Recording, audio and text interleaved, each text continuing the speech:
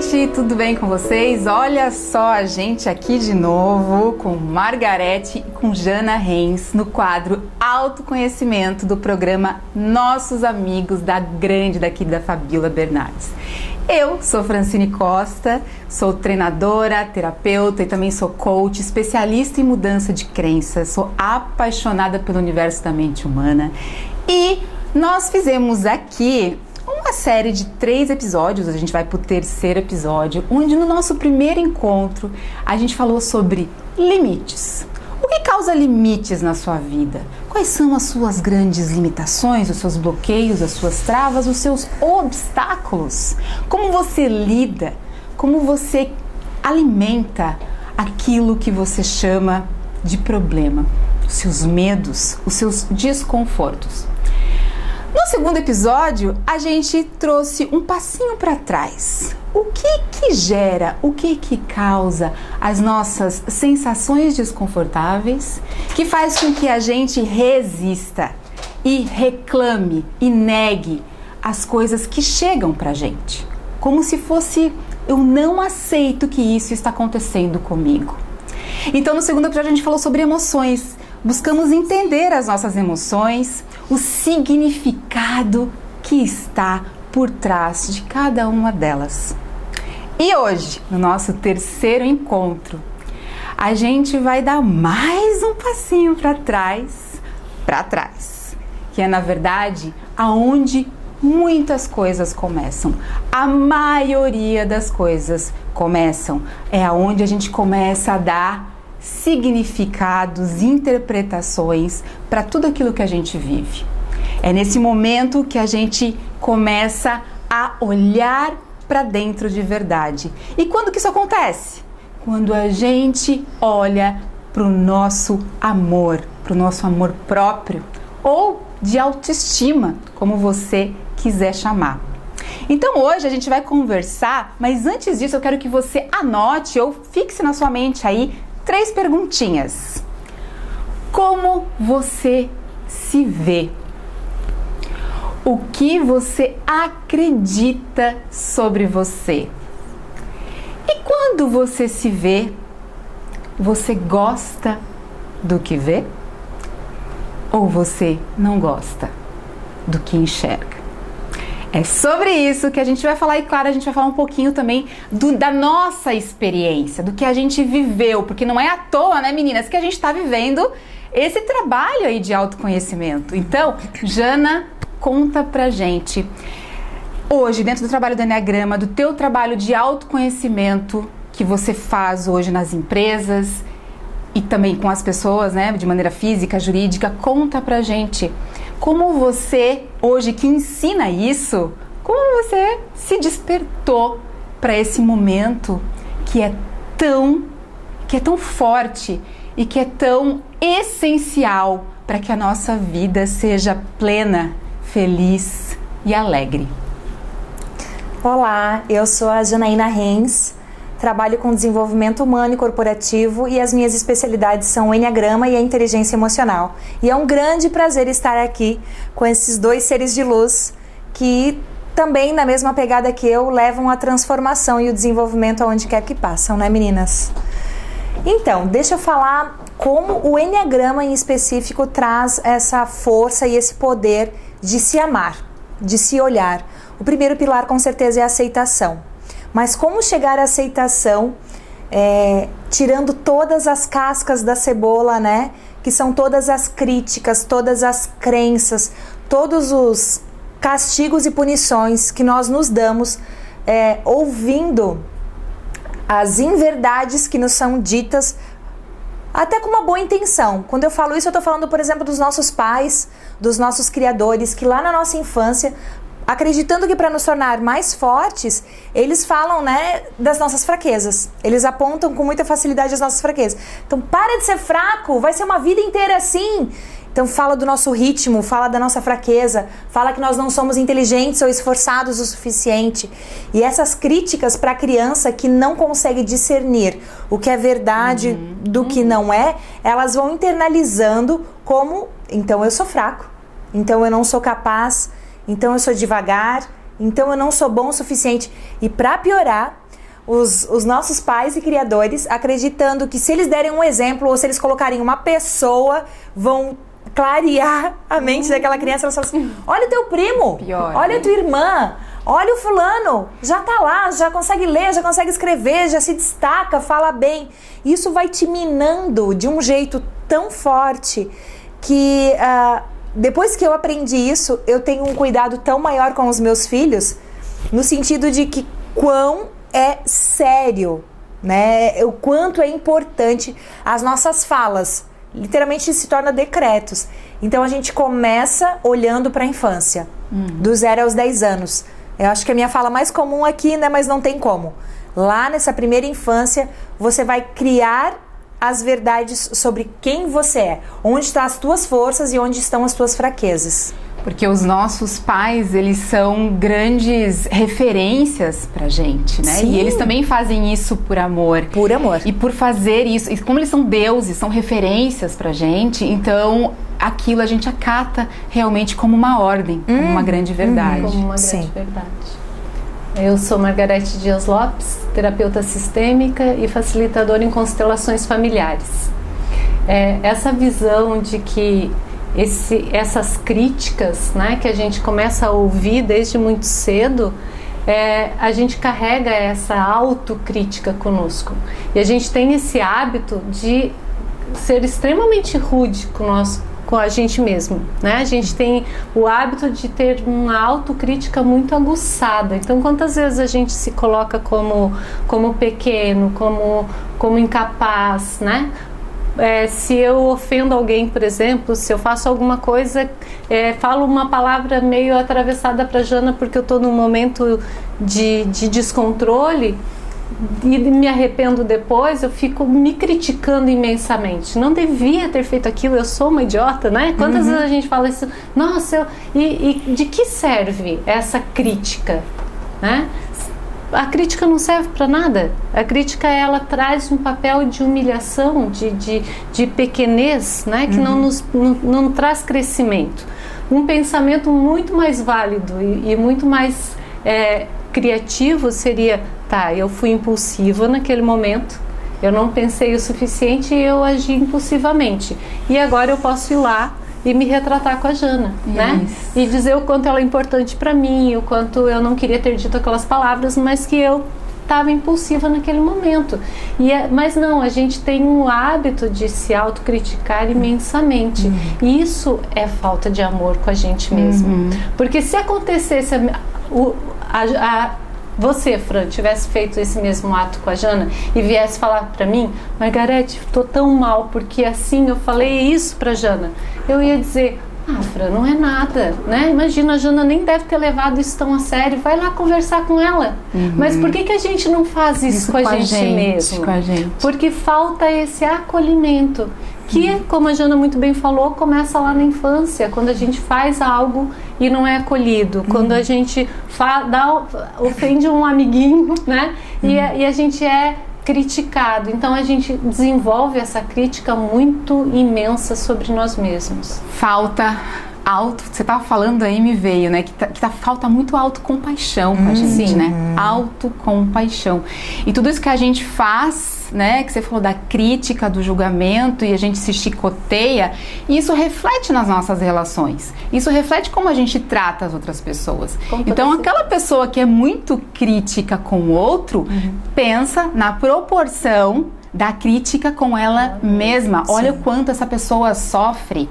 Então, quando você leva uma lambada de alguém que está te criticando, que está te apontando, né? Quando a gente entende um pouco de como a gente funciona, e isso tem a ver com a nossa autoestima, amor próprio, entender como a gente funciona, hoje, o que eu faço? Meu Deus, essa pessoa deve estar estraçalhada por dentro. Sim. Deve estar cheio de dores por dentro. E aí você trabalha compaixão com o outro, e quando você faz, né, essas cacas, vamos dizer assim? Sim. Cacas, você traz a sua autocompaixão. Perfeito. É um exercício de acolhimento, né? E uma coisa você falou de perdão, né? De auto-perdão. Você perdoar os outros e perdoar a si mesmo, eu acho que seria o ponto primordial para que você consiga desenvolver o amor próprio. Eu gosto de uma frase bíblica, né? Uma das frases do Mestre Jesus que ele fala amai aos outros como você ama a si mesmo, né? Não é nessa frase exatamente assim que ele disse, mas é assim que eu interpreto. E isso é uma frase tão difícil de a gente entender, que a gente só vai conseguir amar o outro a partir do momento que eu amar a mim mesmo. Então, se eu não tenho compaixão por mim, se eu não tenho carinho por mim, se eu me vejo com tanta crítica, se eu não perdoo as cacas que eu faço, né? Se eu não consigo, como é que eu vou dar amor para alguém?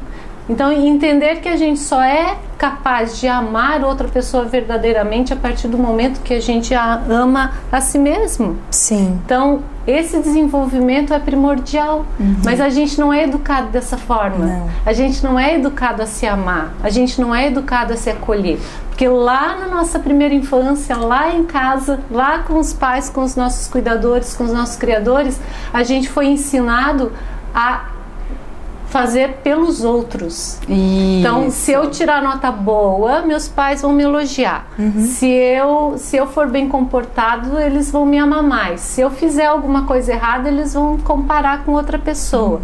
Então, né, tem todo um movimento de trazer desde lá da nossa primeira infância esse movimento de eu preciso parecer com ela para eu ser amada. Aí tu tocou num ponto que eu sempre falo muito nos meus conteúdos, que é: a gente foi treinado, educado para parecer ser. Ou seja, pro outro. Sim. Fala, Jana. Pegando essa fala da Margarete, o quanto nós somos estimulados a estar próximos, ou amar, ou ter mais afinidade com perfis parecidos com o nosso. E quando é diferente, nós excluímos. E o quanto isso não é inteligente emocionalmente e espiritualmente falando. Então, assim, eu vejo isso quando eu estou ministrando um curso de Enneagrama, eu apresento e estratifico os 9 perfis, certo? Quando a pessoa identifica o dela, vem todo aquele desconforto, porque eu mostro muito da luz e sombra de cada perfil. Então, né, nossa, eu faço isso mesmo. Eu faço isso por isso. E vai ganhando essa força, assim, dentro dela vai se reconhecendo. Mas quando eu falo de um perfil bem oposto ao jeito dela viver, se comportar e falar, ela faz carinha de nojo, ela fala, gente, pra que precisa existir gente assim? Capaz que a pessoa faz isso, nada a ver. Tá, eles fazem isso mesmo? O que foi isso? Não, mas que caminho é esse? Então, assim, eu procuro muito. A filosofia do Enneagrama, ela fica inválida, é um desserviço se não vir acompanhado com compaixão, aceitação e empatia, né? Pelo próximo e pelo teu perfil. E a gente só começa a partir da gente. Por nós mesmos, né? Então, largar esse chicotinho, né? Dessa crítica tão alta, dessa fala de mãe e pai aqui no lado dizendo, fez errado, não é tão bom assim, podia fazer diferente. Solta esse chicote com você que você vai deixar de ser tão crítico com o outro, né? Até porque também, né, os nossos pais, eles fizeram isso, eles também receberam dessa forma. Sim, fizeram, né? Foram educados assim, né? Então, enfim, a gente tem que, agora que a gente tem acesso a muito mais informação e treinamentos e experiências, né, e espaços pra gente se olhar e olhar pro outro, é o momento de a gente começar a quebrar esse padrão, porque a gente vive repetindo padrões. E tem um detalhe, Fran, que eu gosto de sinalizar. Muitas vezes os pais foram extremamente amorosos e não usaram esse padrão de comportamento. Então pode ser que você que está aí nos assistindo agora diga assim, não, mas eu não passei por isso, os meus pais super apoiadores, me incentivavam, a minha família era super de boa, né? Não tinha essas palavras pejorativas e eu me sinto incapacitada, eu me vejo presa de alguma forma. Então por quê? Né? No pensamento sistêmico tem causas sistêmicas aí, então tem padrões de repetição dentro do sistema, tem memória transgeracional que nós carregamos também e que muitas vezes nos bloqueiam. Então a raiz das histórias nem sempre está só na nossa infância, nem sempre está na nossa biografia. Muitas vezes ela está antes da nossa biografia. Ela está lá na história dos nossos avós, né? Lá vou eu de novo numa dizer submissão, coisa, por exemplo, né? Lá na história dos nossos avós, está lá na história dos nossos bisavós, de uma história que lá alguém se sentiu humilhado, rejeitado, né? Alguém se sentiu incapaz de alguma forma, e aí essa pessoa, hoje você carrega geneticamente nas tuas células essa memória. E aí, mesmo você tendo uma infância com apoio e condução, você tem falta de autoamor, você tem uma crítica muito rígida com você mesmo, você causa sofrimento a você mesmo, né? Porque a gente tem a mania de fazer a gente mesmo sofrer, né? Sim, se castiga, né? A gente se castiga, a gente inventa historinhas, né? Quantas vezes a gente deita na cama e fica inventando historinhas? Agora, pandemia então, né? Se a gente acorda com dor de cabeça, a gente já imagina que está com Covid. Pode ser que tenha essa possibilidade, mas pode ser que não, e novamente, pode ser que se a Fran disser, amiga, tô com dor de cabeça, eu vou dizer, não, Fran, deve não ser nada, talvez você não dormiu bem à noite, acalma, espera um pouquinho, amanhã tu vê. Mas se é comigo, eu já vou sair desesperada querendo fazer um teste para ver se eu não tô com Covid. A gente cria histórias muito profundas, né? Mas é claro que isso não nos exime da autorresponsabilidade, né? A gente está numa pandemia, se eu tiver sintomas de Covid, eu preciso me preservar mesmo e preservar os outros. Isso também é auto-amor, né? A Margarete trouxe tantas coisas aqui nessa fala, mas eu vou pegar uma em especial aqui, né? E eu quero que você aí de casa também reflita sobre isso, né? Que ideia você comprou como verdade? Que pensamento você herdou, talvez, ou que histórias você tem se contado que faz com que você se sinta pequena, perdida, perdido, confuso, confusa, não reconhecido, não admirado, né? E inseguro, insegura. Então, que pensamentos, que histórias, que verdades são essas, né? Que a gente acaba comprando, absorvendo de uma maneira para dentro da gente em qualquer momento da nossa vida e que faz com que a gente acredite nisso e se comporte de uma forma em que o mundo dá pra gente grandes percepções de que confirmem isso que eu tô acreditando, que confirme isso que eu tô comprando como verdade, né? Acontece qualquer coisa na minha vida, é verdade? Olha só, eu sou uma tança mesmo, eu sou incapaz mesmo, aquela historinha, eu não me acho bom o suficiente. É essas ideias que a gente tem comprado e a gente tá olhando demais pra fora e olhando de menos para dentro. Então, tudo que acontece lá fora, gente, tudo que acontece lá fora é só um gatilho para todas as sensações que já estão dentro da gente. Sim, né, Jana? Com certeza. Outra coisa bem bacana de você se perguntar, de nós nos perguntarmos diariamente, é que os medos, uma autoestima baixa, ela tá linkada, você está conectando com algum registro que você fez de algum momento em que você acreditou que não se saiu tão bem quanto você gostaria, que fracassou, ou que de alguma forma não foi capaz, não supriu a necessidade, não se destacou, não foi reconhecido. E aí você pode voltar lá, né, se conseguir melhor ainda, sozinho, ou até com a ajuda de um profissional e entender se aquilo é real ou se é um fato isolado. Isso é uma sequência, eu sempre fiz isso, eu sempre dei errado, eu não tenho nenhuma história de sucesso, de superação, eu não venci nada, eu não superei nada na minha vida. Aí você vai ver que são as mentirinhas que a gente se conta, que a gente ouve, que nós compramos, né? Então assim, eu vou até contar aqui para vocês compartilhar que durante muito tempo eu tive bastante dificuldade de expor as minhas ideias, os meus pensamentos, de fazer vídeos, de ministrar cursos, porque eu linkava com uma dor da minha adolescência, que durante a adolescência eu tive um problema de pele bem sério, eu tive muita acne e eu sofria muito bullying por isso. Hoje eu já consigo entender e registrar que eu mesma, né, fazia de alguma forma me depreciava, me diminuía, me isolava, me excluía, enfim. E aí eu trouxe esta dor e esta vergonha e esta dificuldade para o mundo adulto. Mas quando eu me olho no espelho hoje, eu já fiz tratamento, a fase já passou, tá tudo bem com a minha pele. Então por que eu não viro essa chave?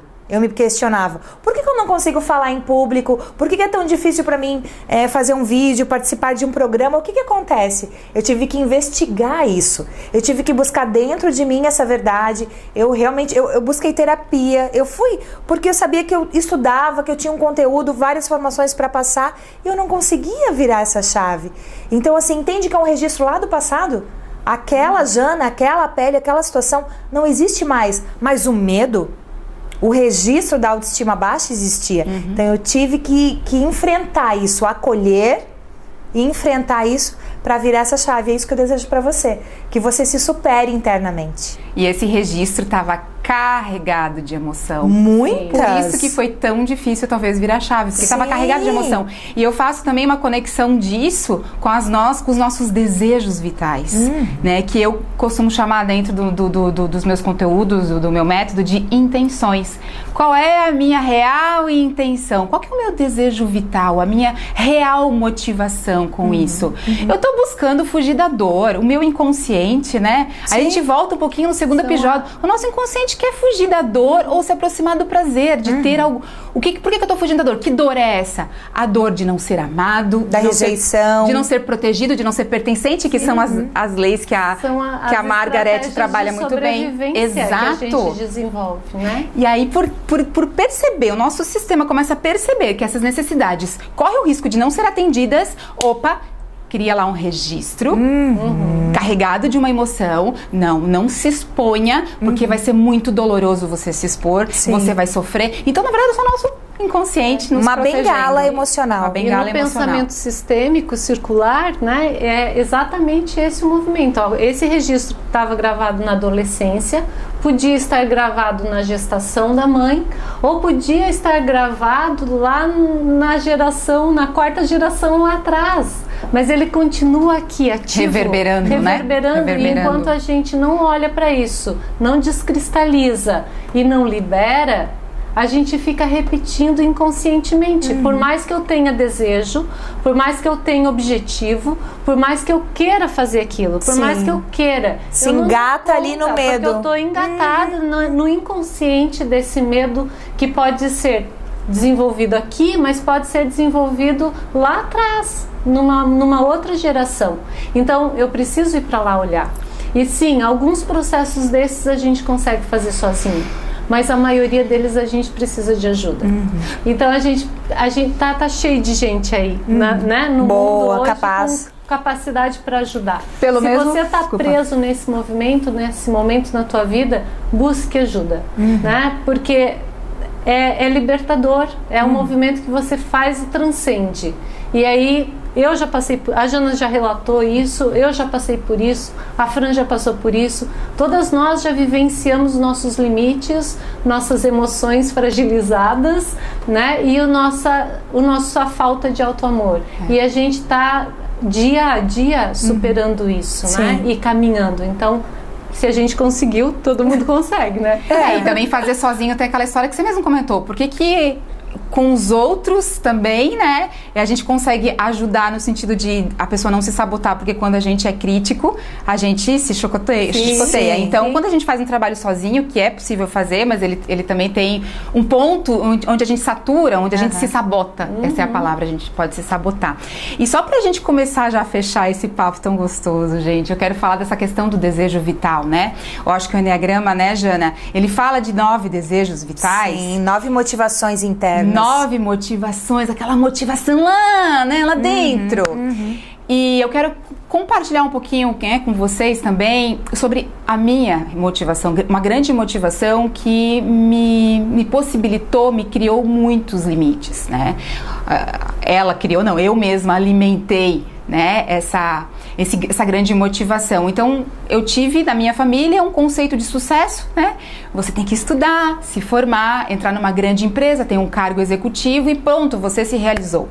E entre outras coisas, até o momento que eu cheguei nesse ponto, cheguei nesse patamar e eu me sentia completamente vazia. Não amava o que eu fazia, me sentia apenas um ser humano que ia lá, trabalhava o mês inteiro, cumpria horário, e estava ali para pagar contas, né? E eu tinha um consumismo muito grande e o vazio era enorme. Então, Qual que foi a minha grande busca? Reconhecimento e admiração, reconhecimento e admiração, reconhecimento e admiração. Olha a minha grande armadilha, a minha verdadeira intenção. Hoje eu questiono esse desejo, hoje eu questiono essa intenção, e quando eu me pego caindo nessa armadilha, eu me elevo e tipo, não, eu não tô aqui pra fazer isso pra ninguém, eu tô aqui pra fazer isso pra mim, pra me preencher, pra me completar, pra me deixar mais leve, mais realizada, porque isso me faz bem. Então a gente foi treinado para parecer ser, aí a gente cai naquela armadilha, ele tá sempre colocando os nossos desejos em função dos olhos alheios. E aí, gente, quanto mais a gente se perde nos olhos alheios, menor é o nosso amor próprio, menor é a nossa autoestima. Então, pra gente fechar aqui os nossos 3 episódios, gente, primeiro, olha para aquilo que você está vivendo na sua vida. Que problemas, que desconfortos, que medos você está sentindo e que problemas você tem vivido. Olhe para eles, encare eles. A partir do momento que você consegue enxergá-los, perceba suas emoções. Que emoções estão surgindo quando eu olho para os meus problemas? Quando eu olho para as minhas travas, para os meus bloqueios, para os meus obstáculos? A partir do momento que você reconhece as emoções, dê qualquer nome para elas. Às vezes a gente não precisa ter o nome certinho da emoção, mas coloque no papel aquilo que você está sentindo. E a partir disso, se pergunte: que pensamento, que história que eu tô criando para minha vida sobre mim mesma que me faz ter essa postura, que me faz estar vivendo isso que eu estou vivendo, que ideia que eu tô comprando, no que eu tô realmente acreditando sobre mim que me faz sentir isso, e que se me faz sentir isso, me faz viver também algumas situações que eu estou vivendo hoje. Ok, gente? Então, esse foi o nosso quadro Autoconhecimento, 3 episódios. Eu espero do fundo do coração que você consiga assistir os outros 2 episódios também, que a Fabiola aqui vai estar disponibilizando para vocês. E ó, muito obrigada às minhas grandes parceiras. Foi maravilhoso estar aqui com vocês. A Margarete Lopes, uma super consteladora sistêmica que eu admiro demais. E a Jana Renz, que é uma treinadora maravilhosa. Foi ela que me apresentou o Enneagrama, e o Enneagrama, ele é de arrepiar, ele é uma ferramenta realmente maravilhosa, e vocês não têm noção de como eu uso essa ferramenta pra mim, no meu próprio desenvolvimento. Jana, Margarete, parabéns pelo trabalho de vocês. Eu fico muito feliz de estar compartilhando esse espaço aqui com vocês e com a Fabiola também. Um grande beijo. Estar aqui com você. Com certeza. Uma honra dividir esse espaço com essa pessoa fantástica. Obrigada, gente. Beijo, gente. Beijo, beijo, beijo, beijo.